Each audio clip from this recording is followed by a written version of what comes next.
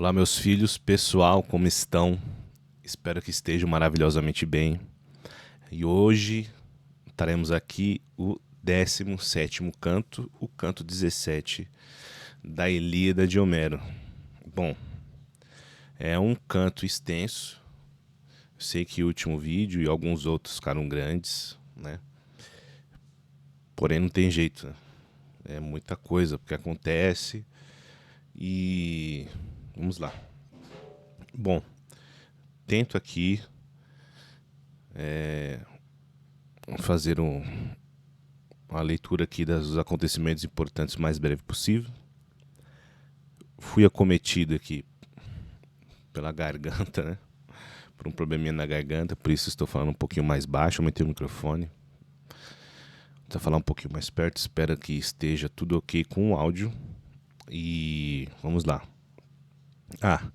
Nunca é demais lembrar que não são análises introdutórias, análises que farão você, meu amigo, meu filho, que nunca leu, ou minha amiga e minha filha, que nunca leram a Ilíada, se apaixonaram a partir desse vídeo, né? Bom, pode ser que aconteça, mas não é o objetivo. E também não é você que está aí me assistindo, que já leu, que é uma análise profunda, né? Quer sair desses vídeos cheios de erros, né? Confundindo livro com filme, e com lenda e etc. Também não vai ser aqui o seu lugar. Para isso, recomendo a professora Juliana Ragusa, né? Que é de quem eu leio esse guia introdutório maravilhoso.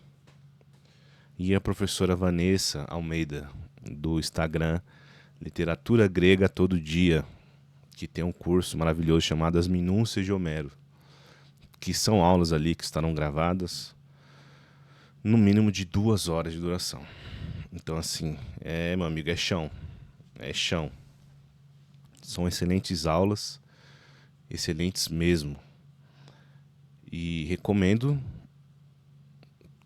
ambas, tanto para leituras introdutórias como para leituras profundas, que elas sim têm um domínio total ali da obra homérica. Então vamos lá. Tradução do Carlos Alberto Nunes, do qual eu me utilizo aqui.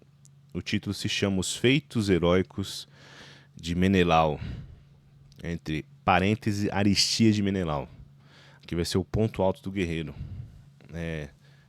Me surpreendeu a primeira vez que eu vi, porque o Menelau não aparenta ser esse guerreiro maravilhoso aqui, né? Então vamos lá. Muitas coisas acontecem. Eu não vou ler tudo de todos os trechos, mas darei o verso ao que eu me refiro e tal, porque a garganta do pai não aguenta. Então vamos lá. Já no primeiro verso aqui do canto, quando abre o canto, Menelau vê. Antes disso, né, recapitulando, o canto 16 foi maravilhoso, né? Que foi o canto que tivemos ali a aristia de Patroclo e sua morte, que foi ali para muitos um tanto covarde, inclusive para mim, né? E caiu lá e toda aquela confusão. Nesse canto aqui, já inicia com Menelau percebendo que o Patroclo morreu e ele quer ir lá, ele vai, na verdade, proteger o corpo de Patroclo, tá? Eu vou ler o primeiro aqui, já começo lendo, né? O nobre filho de Atreu, Menelau, o valoroso guerreiro, ciência tivera que Patroclo aos golpes dos Troas caíra. Depois vai contar aqui, né? Que ele foi lá defender. No verso 45, Menelau mata Euforbo, né? Para quem não lembra, Euforbo foi quem deu uma lança pelas costas de Patroclo, nas costas de Patroclo, né? O atacou pelas costas, tacando uma lança nas costas dele, né? No verso 45 ele morreu.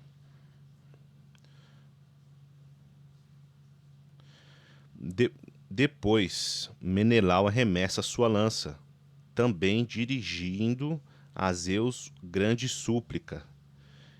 E quando Euforbo recuava, na base do colo ferindo-o, lança calca de rijo, confiado nos nervos do braço. Do lado oposto do tenro pescoço saiu a asta aguda. Tomba estrondoso no solo, ressoando-lhe em torno a armadura. Sangue lhe suja os cabelos, que, como os das graças, trazia em belos cachos trançados com fios de prata e ouro fino. Ele continua o símile. Morreu Euforbo, né? No verso 60, Menelau pega as armas de Euforbo. Aí vai usar um símile do leão aqui, muito bonito também.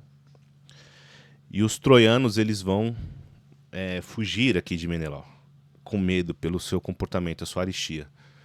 Né? Como já vimos aqui em vários outros trechos, quando o guerreiro está no seu momento de aristia, outros guerreiros inimigos, né, soldados inimigos percebem, recuam. O próprio Heitor fez isso, né? E vários guerreiros aqueus aqui, certo? Ele aqui, ó.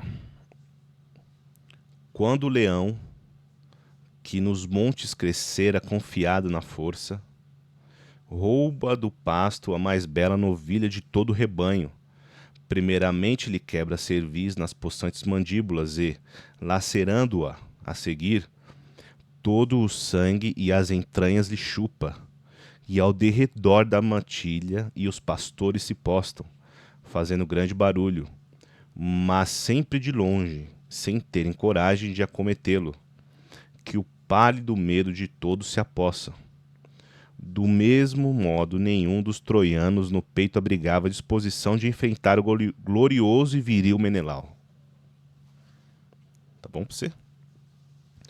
Verso 73. Apolo assume a forma de Mentes. Essa parte aqui é muito boa. Aqui temos novamente a atuação direta dos deuses na guerra, né? Então Apolo vai lá, se toma a forma de Mentes. Ele incita Heitor para voltar à batalha. Tá? Bom, no verso 90, temos aqui o Menelau pensando. Ele reflete se deve recuar, querido Menelau. Verso 90, né? Cheio de angústia, ao magnânimo peito falou deste modo: pobre de mim, se abandono estas armas soberbas de Patroclo, que, por vingar-me, aqui já estendido no solo, sem vida, temo que algum dos aqueus, ao notá-lo, de mim escarneça. Mas se os troianos e Heitor enfrentar, por ceder à vergonha, só, como estou, é certeza ficar pela turba cercado. O ínclito Heitor para cá atrás o exército inteiro dos Troas. Mas para que, coração, entregares-te a tais pensamentos? Quem se atrever a lutar, desprezando a vontade dos deuses, contra um guerreiro que eu não me protege, a desgraça se atira. Não poderá censurar-me nenhum dos acaios guerreiros que vir de Heitor esquivar-me, que é certo ampará-lo um dos deuses. Ah, se eu pudesse saber onde a jaz admirável se encontra, presto estaríamos ambos de volta a lutar decididos, ainda que contra um dos deuses, se ao menos levar conseguíssemos para o Pelida o cadáver, seria menor o infortúnio. Então, diversas camadas aqui nessa reflexão belíssima de Menelau. o que ele pensa aqui? Ele se sente culpado que Patroclo morreu porque Patroclo está numa guerra por conta dele, né? Já vimos esse pensamento dele anteriormente, esse pensamento de culpa, né? Porque eles estão ali apenas por Helena, certo? Então ali ele se sente culpado. E ele se sente culpado dessa morte. Nosso querido guerreiro. E ele reflete, falou assim: eu volto, recuo, ou devo lutar. Porém, se eu recuar, os guerreiros aqueus vão caçoar de mim. Mas se eu ficar, eu vou ficar cercado pelos guerreiros troianos, né? Pelo exército de Heitor. Sabendo que, se eu recuar, os acaios não vão poder escarnecer de mim, porque se eu ficar eu morro, e eu vou procurar por Ajax.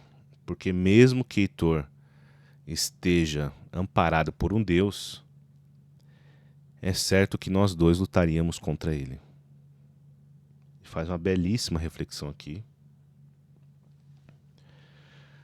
No verso 113, enfim, ele abandona o corpo de Patroclo.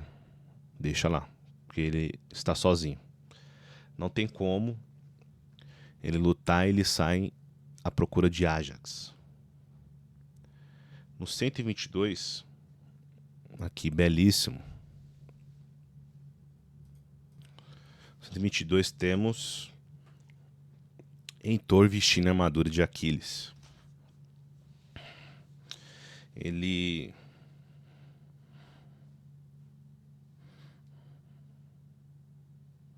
aqui vai falar, né, por um discurso que nós ficamos sabendo. Vem, caro Ajax, 120. Aprestemo-nos para onde se acha sem vida Patroclo. Ao menos o corpo levemos para o alto Pelida, nu como está, porque Heitor despojou-o das armas brilhantes. Tá. No 125, Heitor, após ter despido o cadáver de Patroclo, Heitor o arrastava para poder decepar-lhe a cabeça com bronze afiado, e o corpo assim mutilado jogar para os cães da cidade. Essa era a vontade de Heitor. Então vemos que Heitor não é, né, por diversos outros fatores, né? Nenhum guerreiro aqui é bom ou é simplesmente mal. São todos aqui homens refletindo a natureza humana no seu pico ali, onde ela se desnuda, né, na guerra. Bom, no 140, a gente tem Glauco ali dando uma repreensão a Heitor. No 140, por que Glauco repreende? Porque quando o Ajax chegou a batalha com Menelau, o Heitor ele recuou, né? E Glauco aqui mesmo que vai chamar a atenção, né? Puxar a orelha aqui do Heitor, quando que ele só pensa em recuar, etc. No verso 196, temos aqui a explicação da armadura de Peleu. O que acontece?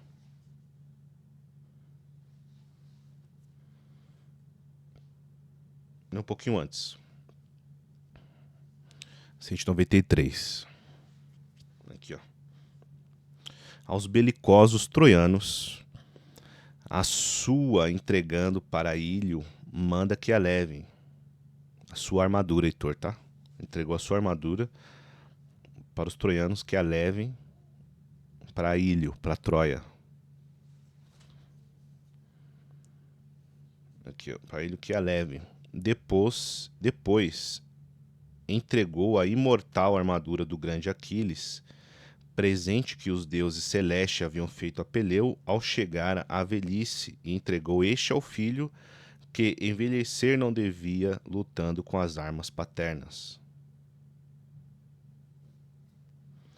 Quando Zeus grande, que as nuvens cumula, observou do alto do Olimpo que ele, a armadura brilhante, envergara de Aquiles peleio, move a imponente cabeça e consigo murmura o seguinte: mísero, sem dedicares nenhum pensamento à funesta morte que te anda a rondar, a armadura mortal envergaste de um valoroso guerreiro, de quem todos tremem de medo. A morte deixa ao seu sócio benévolo e forte, tirando-lhe, por modo indécoro, as armas da fronte e das largas espáduas. Mas por agora farei que consigas obter alta glória, em recompensa de ser-te vedado voltar do combate. E, pois, a Andrômaca as armas do claro pelida entregares. As sobrancelhas escuras franziu do alto filho de Crono. Fez que a armadura magnífica ao corpo de Heitor se ajustasse. No verso 210. Então, o que acontece? Heitor vai, pega a sua armadura, manda para entregar. Lá para Troia. E vai vestir a armadura de Aquiles. E aqui o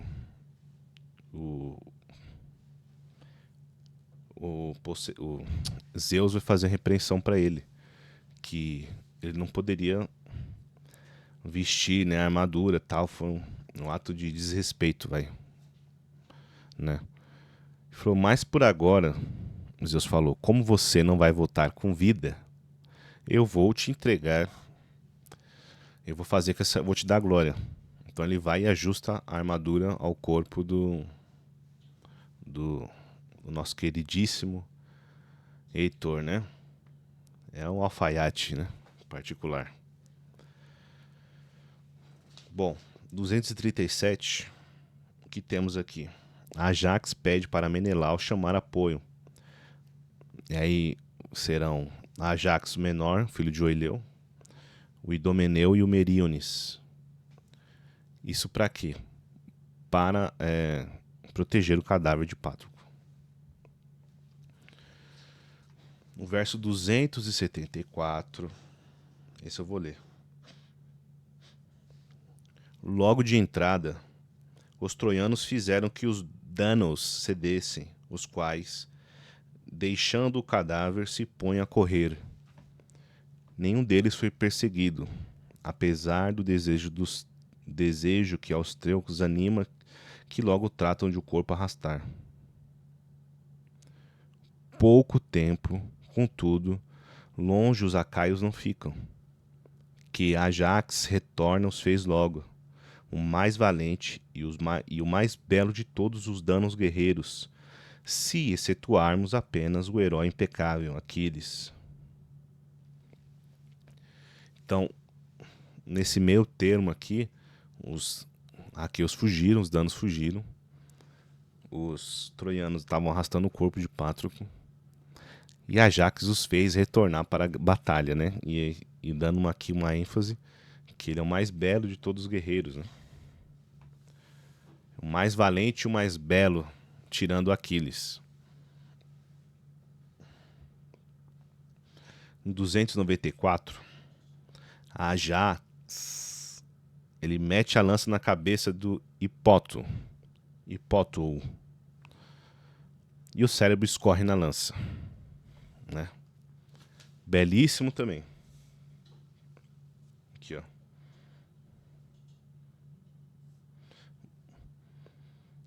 (293) Apressado, cortando por entre os guerreiros, de perto a lança lhe mete pelo elmo de faces de bronze. O elmo cornado se rompe ao redor da hasta longa e pontuda, ante a violência do golpe, vibrado por destra robusta, cérebro ao longo do caule da lança escorreu, misturado com sangue vivo. Extinguiu-se-lhe a força. Das mãos do guerreiro o pé de Pátroclo exímio escapou, contra o solo batendo. Sob o cadáver também cai de bruços o forte troiano, longe da fértil Larissa, sem ter tido tempo de aos velhos recompensar os cuidados que com ele tiveram, pois breves foram seus dias. A lança de Ajax o privou da existência. Esse é um dos símiles mais belos que tem aqui, na minha opinião, toda a Ilíada, que também ocorreu antes, né? Não me engano se é no canto 4 ou canto 5. Não me lembro exatamente. Mas é um belíssimo, belíssimo símile, né? Impressionante, né? É um retrato da guerra. Nós vamos agora para o 322. Aqui é chão, hein? Tem coisa ainda, hein? Apolo, sob forma de pirofante, fala com Enéas. Enéas vai e convence os teucros a ficar na batalha, né? No 333. No 356, o Ajax quer que todos os aqueus fiquem em volta do corpo de Pátroclo, quem está ali. Vamos lá então para o 360. Aqui antes ele tá... O Ajax ele tá dando ordens ali para nenhum aqueu sair de volta do corpo, né? E aí no 360, essas as ordens de Ajax, o gigante, empapava-se a terra do negro sangue. Caindo, sem vida, os guerreiros em Barda, tanto do lado dos teucros e seus valorosos aliados, como dos Dânaos, porque estes também não lutavam sem perdas. Mas em menor quantidade morriam, que a todos lembrava sempre na luta, uns aos outros, dos riscos da morte, ampararem-se. Então aqui ele vai dizer que temos mortes dos dois lados, né? Logo na sequência aqui temos uma neblina que cai ali no campo de batalha.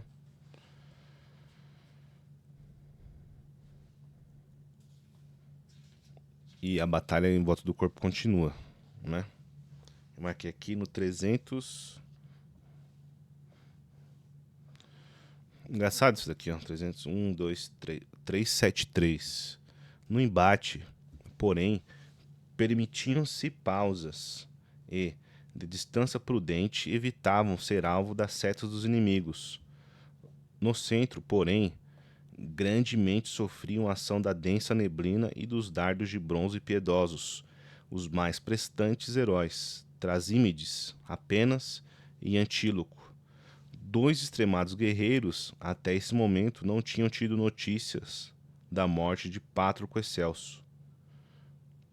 Julgavam que ainda se achasse com vida a lutar nas fileiras da frente. Apenas esses dois que não sabiam da morte, né? E Aquiles, né? Da morte de Pátroclo. E em 386... Vamos voltar um pouquinho. 385, 1, 2, 3... 384. Para os demais, entretanto, que à volta do corpo lutavam do fiel e bom escudeiro do Eácida Exímio, o combate o dia todo durava, escorrendo-lhe suor abundante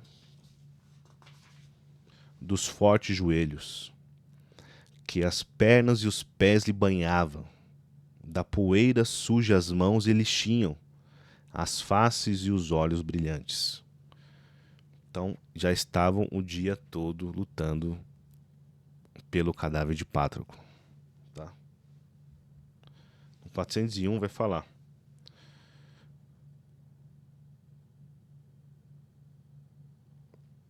começando 400. Esses os graves trabalhos que Zeus e tal honra estendera sobre o cadáver de Pátroclo, ao divo Pelida a notícia ainda não tinha chegado da morte do amigo dileto. Eu tinha falado, né? Ele não sabia. No 426, aqui vai falar do cavalo. Aqui temos uma longa espécie de filler aqui agora nesse canto, né? O Xanto e Balho. Xanto também, que é o nome do rio. É o nome dos cavalos de Aquiles. Como eram cavalos dados por Zeus, eles falavam, né? E choravam aqui pelo cadáver de Pátroclo, a morte de Pátroclo. 426.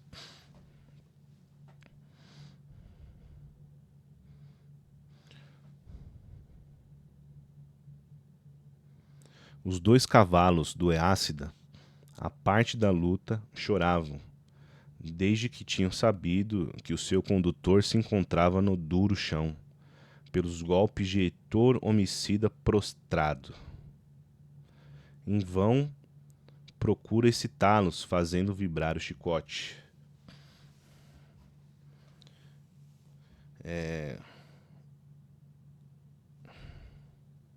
Quem que aqui estava tentando salvar o chicote? Deixa eu procurar aqui.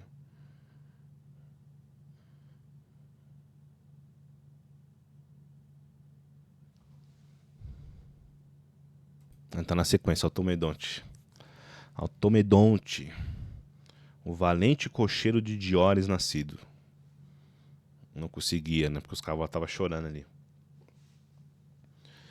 Aí, no 443, Zeus ele se arrepende de ter dado os cavalos para o Peleu. Por quê? Porque os cavalos eram eternos, estavam chorando a morte de seres mortais, né? Cavalos eram imortais. Então, se arrependeu. Pobres criaturas, porque sendo isentas do tempo e da morte, ao soberano Peleu, que é mortal, tive a ideia de dar-vos, para que viesseis também a sofrer da miséria dos homens. Se arrependeu. 450, temos aqui a Hibris de Heitor. Pois não se lhe basta a armadura, que tanta vanglória lhe causa? Na alma e nos joelhos tamanho vigor vou fazer que vos nasça, que a Automedonte possais da refega salvar, conduzindo-o para os navios recurvos, pois ainda pretendo aos troianos dar muita glória, até que eles consigam chegar nos navios, quando descer do sol fugido e as trevas sagradas baixarem.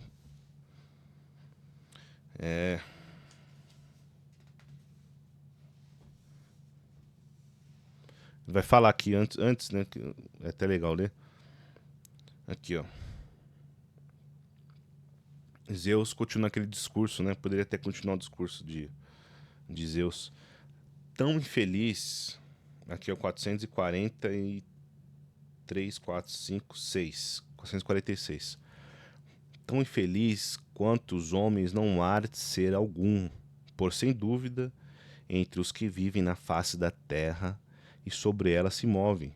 Não deixarei, entretanto, que seja no carro magnífico por vós, Heitor, triunfalmente levado ao alto, filho de Príamo.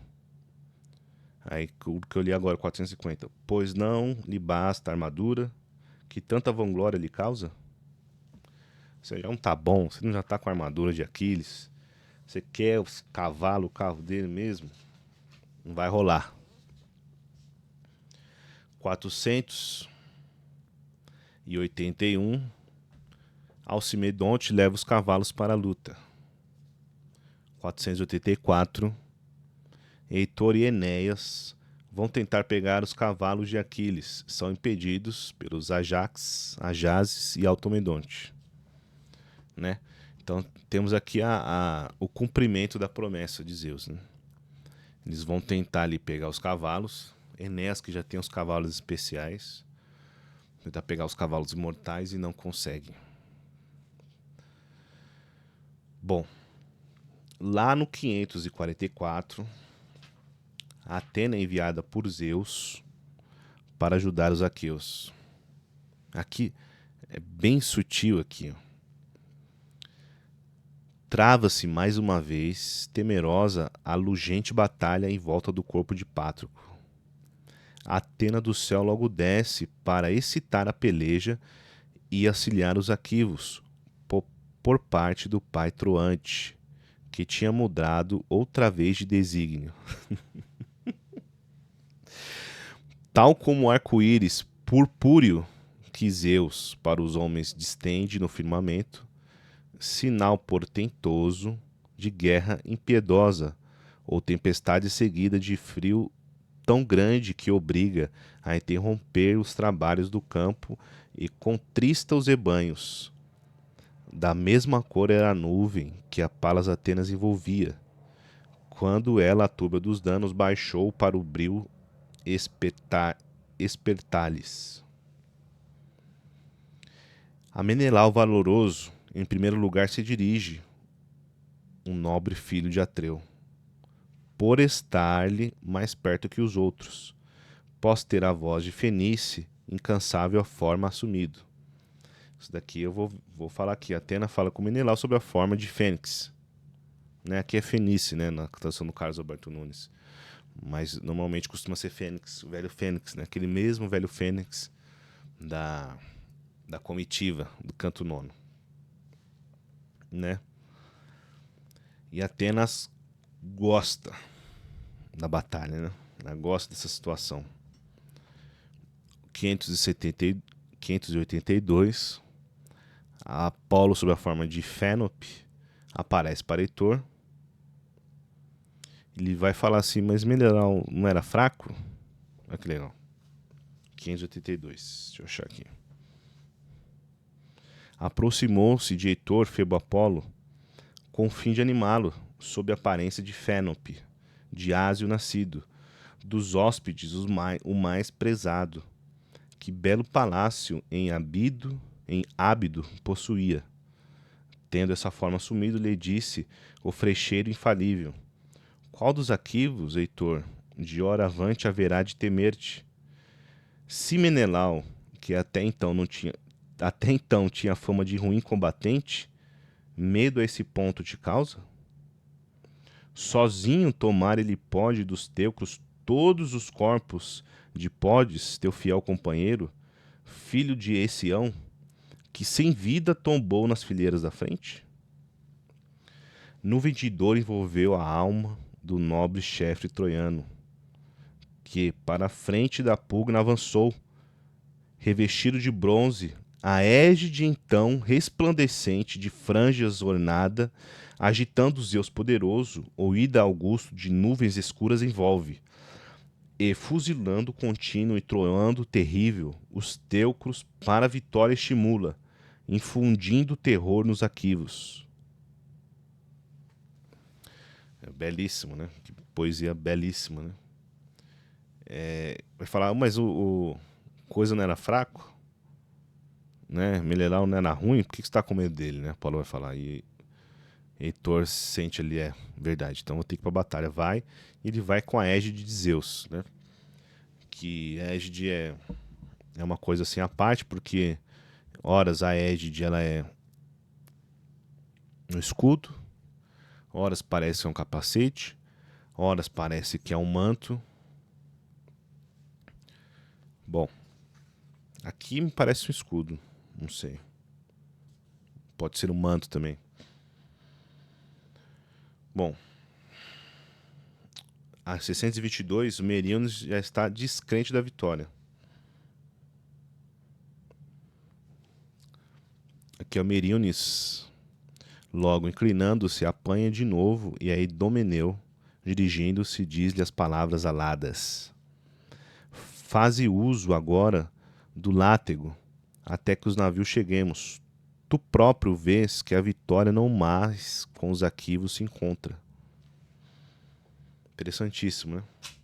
640.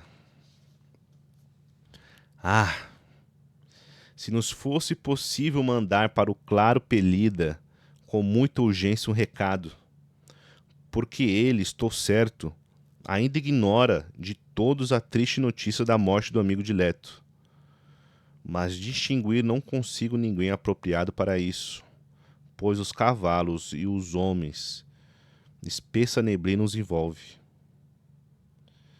Zeus poderoso liberta os acaios das trevas que os cercam. Isso aqui é Ajax falando, né? Ele suplica.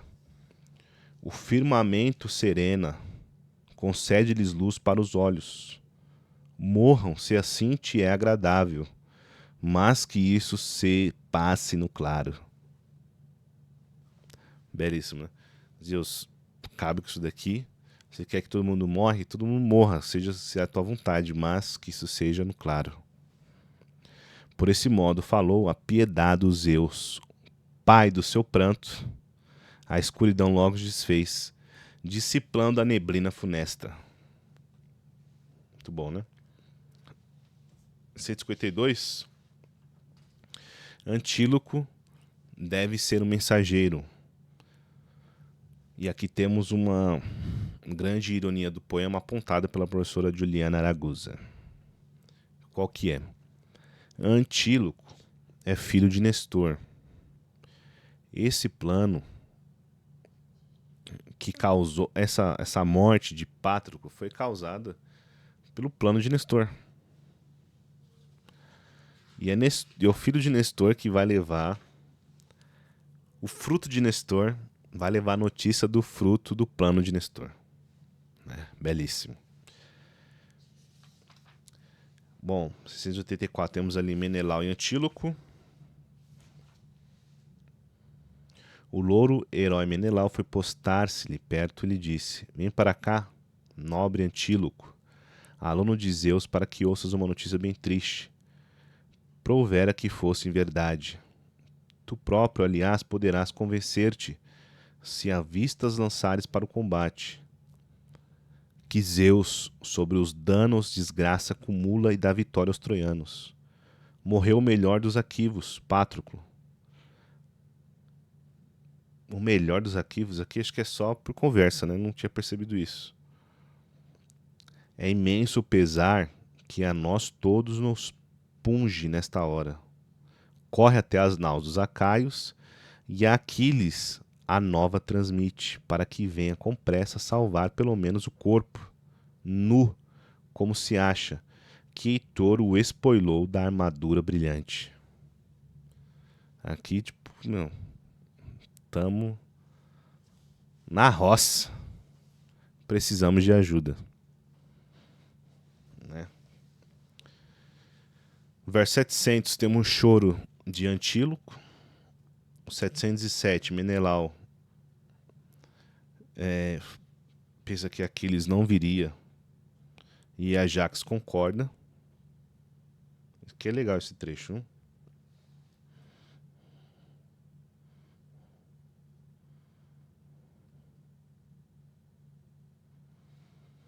Já foi enviada a notícia do fato aos navios velozes, para o Pelida de rápidos pés o saber.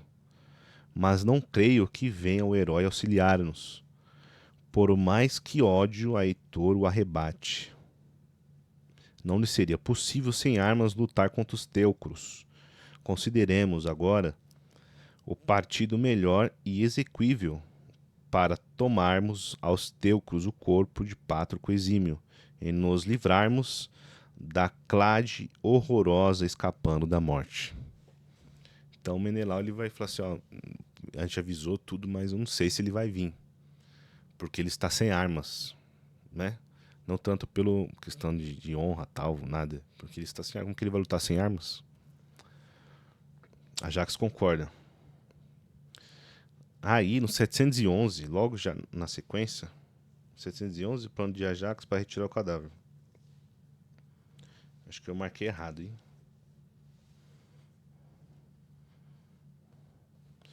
Já continua aqui, 11, 12, 13, 14, 715. Onde Ajax Telamônio lhe disse em resposta o seguinte: com muito juízo e prudência, viril Menelau, discorreste, vamos, abaixa-te agora, auxiliado pelo alto Meríones, e com presteza retira o cadáver da pugna terrível. Menelau e Meríones, que nós atrás haveremos de opor-nos a Heitor e aos troianos, pois habituados já estamos ao risco enfrentar dos combates. Temos idênticos nome, aqui ó, temos idêntico nome e sentir, também temos idêntico. No 732.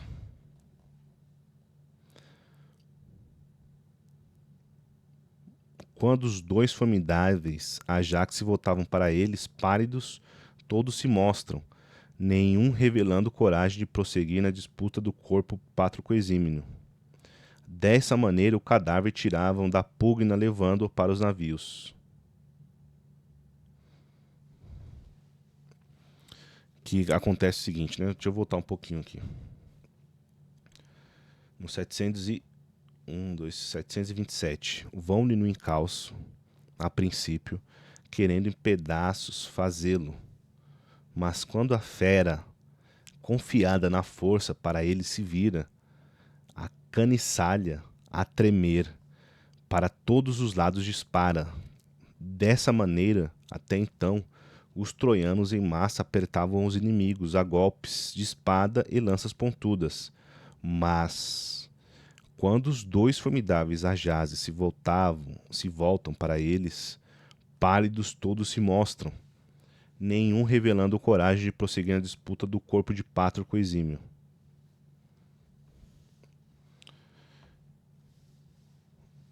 Então, porque aqui o que aconteceu, né? Eles conseguiram retirar o corpo de Pátroclo e os dois Ajax foram para a retaguarda para enfrentar e dar tempo dos caras fugir, né? Porque o Menelau e Meríones pegaram o corpo e levantavam e aqui, ó, com destemor, os dois chefes, então segurando o cadáver do alto, o elevaram. Em grande alarido, os troianos prorrompem, ao perceberem que os danos do corpo ali transportavam. E a continuar a batalha, e assim acaba o canto 17. Bom, é um canto maravilhoso que reflete a ganância de Heitor pelo corpo de Pátroclo. Muitos morreram por isso. E reflete também o heroísmo dos aqueus, que bravamente defenderam o corpo e conseguiram resgatá-lo sem a ajuda de Aquiles, né? Bravo Heitor, bravo Menelau, Meríones e Domeneu, os dois Ajaxes, né? Os dois Ajax. E voltaremos aqui no canto 18 com Aquiles dando o ar da graça. Tá? Bom, me desculpe qualquer coisa de hoje, tá realmente difícil falar. Porém, próximo vídeo voltaremos mais forte. Até breve.